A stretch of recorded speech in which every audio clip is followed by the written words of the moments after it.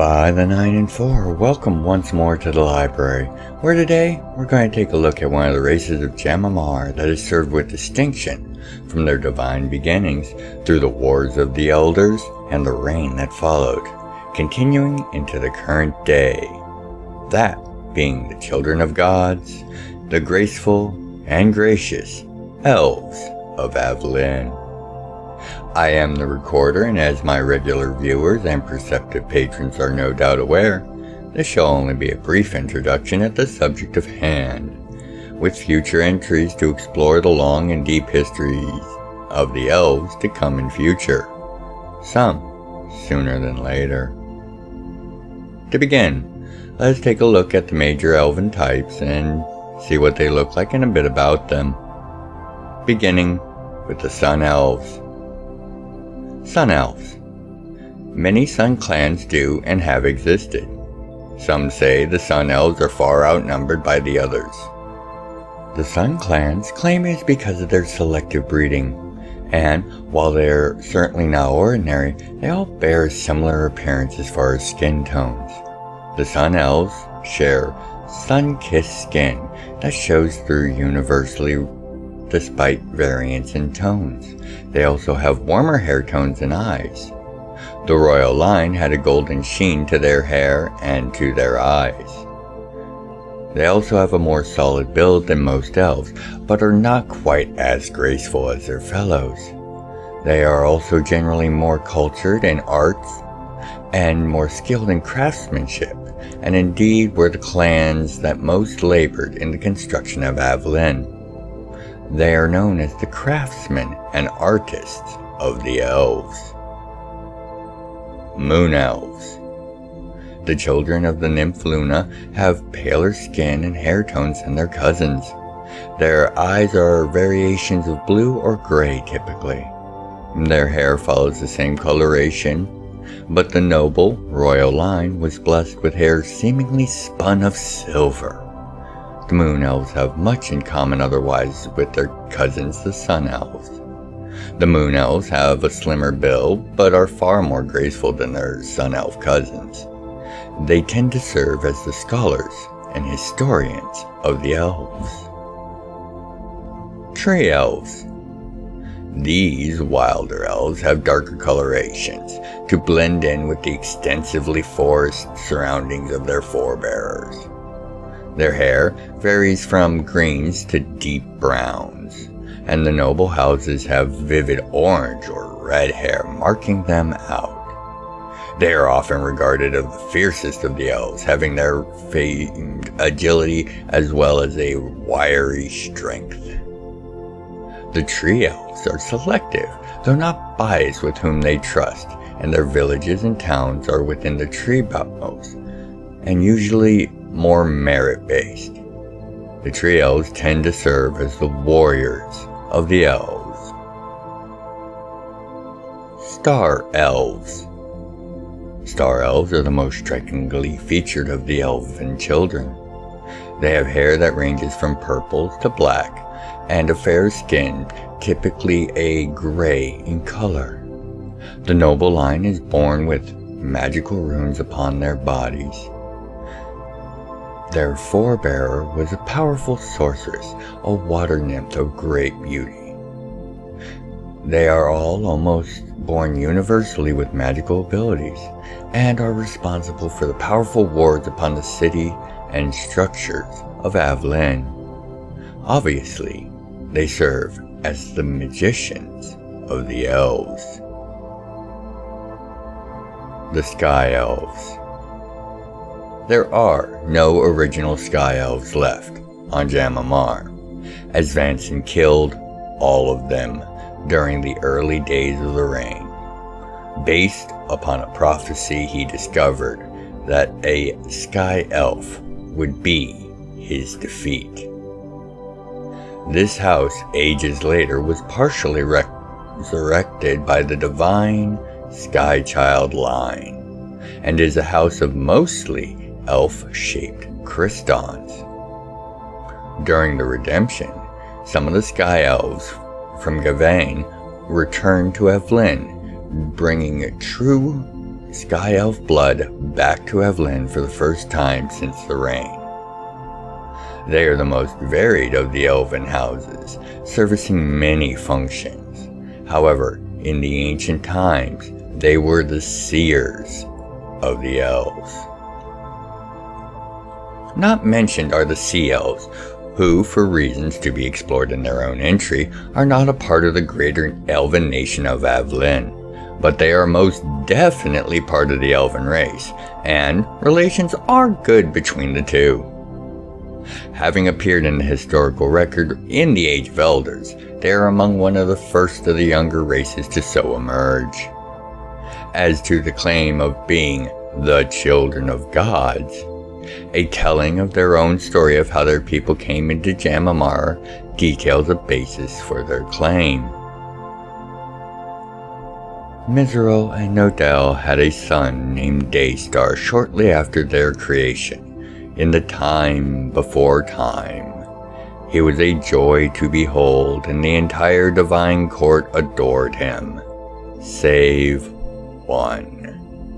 After Mizrael and Nodell had chosen their domains as the sun and the moon, they had unwittingly earned the hatred of the proud Dogos, for he felt they had stolen responsibilities that were obviously his as god of the sky. One day, still in the ancient days when the gods roamed the wild open spaces of the world, Dogos stole upon the child, temporarily separated from his mother. He took the infant Daystar and hid him away from his parents' sight amongst the dryads and nymphs of the deep forests. Slowly, he stole away the child's divine power, adding it to his own as recompense for his parents' slight. When Mizrael and Nodell finally found their boy, he was nearly mortal, with only the barest traces of his divine spark remaining. They petitioned their fellows for justice, and Dogos was punished. However, Daystar chose to remain as he was, mostly mortal and happily living with those he had come to love. Daystar and his lovers, the dryads and nymphs of the lakes and forests, were the direct ancestors of the elven race, and they were to be blessed with the traits of those spirits of nature, and found that they were different and distinct based on those traits. Yet they were each tied and bound to each other by the divine blood of Daystar. That bond has never and shall never break. As can be seen in this recounting, the claim of divine lineage is not only legitimate, it is what holds a people so diverse and capable together. Through that common origin, the elves were quick to unite and found not only a home for themselves, but what would become one of the preeminent powers within the realms. Again, the records of the elves cover this period quite extensively. The following is taken from one of the many textbooks used within elven schools. Daystar had fathered many different children with the fey spirits of nature, and these were to become the race of elves. The house names that still exist today were created in those times. All the children of Daystar were given root names from nature and beauty: sun, moon, sky, star, tree, and sea. 500 years after the creation of their race, the elves built a grand city beneath the boughs of the 6 mother trees. The mother trees had been created by Mizrael and Nodell and held the ancestral houses grown within them. They called the city Avlyn, meaning bright dawn, for they paved the roads with gold, and it was the dawn of a new kingdom comprised of all the clans. The first family was the House Sundawn, and their patriarch laid claim to the crown and was elected by popular acclaim. For many thousands of years, the children of Daystar paid their respects and fealty to the Sun King. Eventually, Twilight of the Elves began when House Moongem inherited the throne as was prophesied. The next house to take the throne has been foreseen to be a Star Clan, bringing in the Night of the Elves. The Elven Kingdom has existed for many years in complete peace. In those earliest days, the beginnings of the entirety of the refined culture and artistic expression the elves are known for was poured into the capital city and the surrounding area. Groves and grottos, cities and villages, springs and temple complexes arose within the beautiful old-growth forests of Betonia. The elves and the dwarves discovered each other and how their skills could be combined to create exquisite and powerful artifacts, architecture, and magical works. Soon, the halfling caravans of the plains brought news from Solaris, where the Flame Forged had established a kingdom as well. Then, the Dark One, Vanson, came. The elves and the dwarves had built an island fortress called Mount Hope for just a calamity.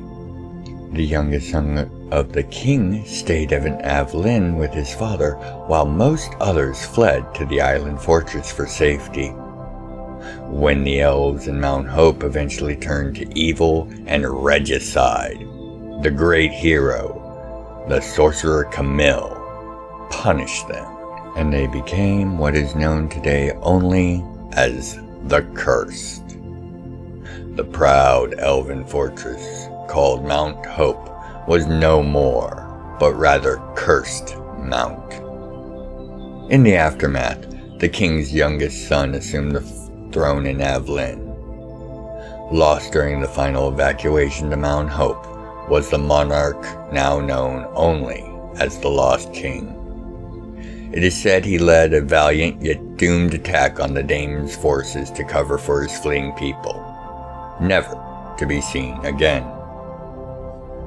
Once the demon was defeated and the world began to rebuild, as Avlyn had not been touched by the Dark One directly, as it managed to endure the onslaught without the walls of the city ever being breached. It provided the beating heart through which the elves once again spread throughout the forest, streams, and beyond. Many thousands of years later, it was discovered that some of the elves in the Cursed Mount had entered a portal that put them on the moon Gavain soon after their punishment. Then and there, they swore to regain their honor and reform their society into a Masonic one. Many ages later, one of their own rose to godhood and claimed a true but diluted kinship with Genevieve. This, however, was the foundations that led to the redemption of the Cursed, which not only led to the reunification with their lost brethren on the moon, but also a great number of conversions of the Cursed within the mountain to come back to the greater elven fold. Unfortunately, by then, their culture had spread throughout the entire deeps, and many still choose to live in malice and darkness. While obviously a vastly truncated retelling of thousands of years of history, it does much to inform us on the reasoning for many of the trials of the people of Avlyn, and their response. They have seen their people nearly scattered and broken, and are stronger for that adversity and the challenges it brought. They are varied in skill and ability, but are able to work together to achieve great things. How they run their nation is semi-traditional, that there is a ruling house and an absolute monarch in charge at any one time, while not showing any real divide between nobility and common folk in the day-to-day affairs of state. Here are a few of the figures or groups that make up the Avlyn political machine. Monarch. Avlyn is a monarchy, ruled by the scion of one of the great noble houses.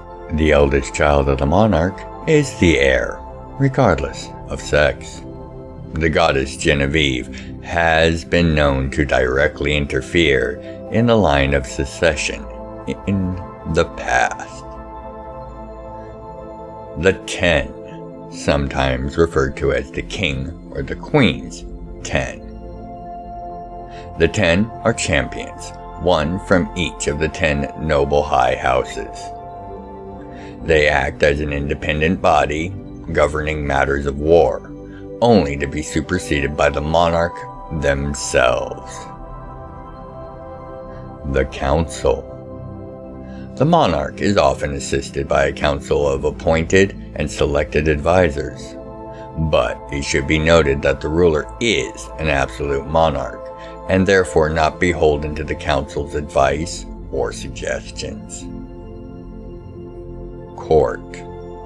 This is a semi-official social and political body consisting of the entirety of the wealthy and minor and major noble houses.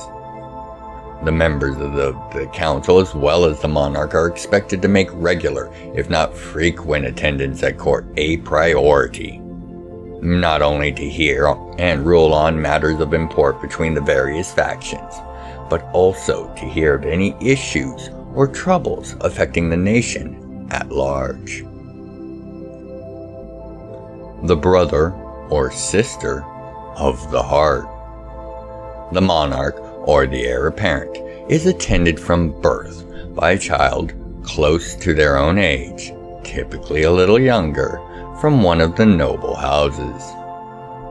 This person is educated and treated the same as the heir. This person will be a lifelong companion and confidant, as well as serving as regent in times of need.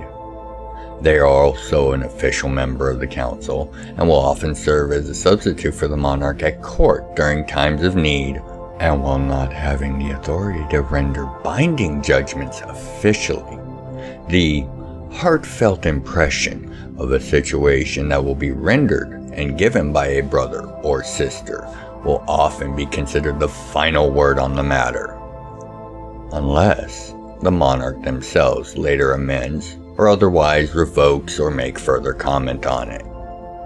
It is not uncommon for this impression to simply be, wait for the monarch, as for one of the heart to overstep their remit is seen as the highest of betrayals, so they tend to tread on the careful side when performing their duties. The Shadows. The Elven government also has a large intelligence network called the Shadows of Daystar, which handles all matters of necessary covert activities required by a great power such as Avlyn. Although they are ultimately answerable only to the monarch, they generally act independently from the throne and under the guidance and watch of the goddess KST, both to provide plausible deniability to the monarch, as well as to allow the shadows to react without the delay of obtaining authorization for each such action. And with this look at how they govern themselves, part 1 of our introduction to the elves is at its end, with part 2 covering some of their locales, pets, and beliefs are up for our next exploration. Never fear, my regular viewers and perceptive patrons. I am merely attempting to keep each entry at a manageable duration for your convenience.